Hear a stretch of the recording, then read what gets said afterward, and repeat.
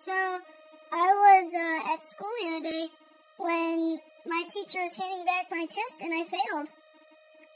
It's a shame. I'm sorry. I feel bad for you. I don't know what happened. Maybe she thought I was gay or something. It's horrible. I'm just so scared, you know? What's gonna happen to me? They're not allowed to do that. They usually give me a lollipop because I pass. But, I don't know, that just might not happen this time. I love lollipop. You know what, Dawson? What? I will give you a lollipop. Yes! Just for you. Just for I you. love lollipops. I know. What flavor, though? Well, let's see. I have green apple.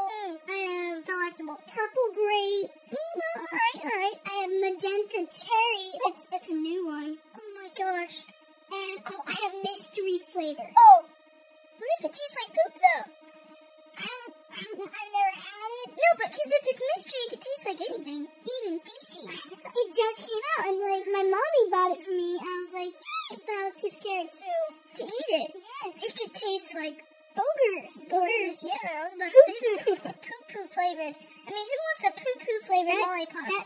That's a no-no. That's gross.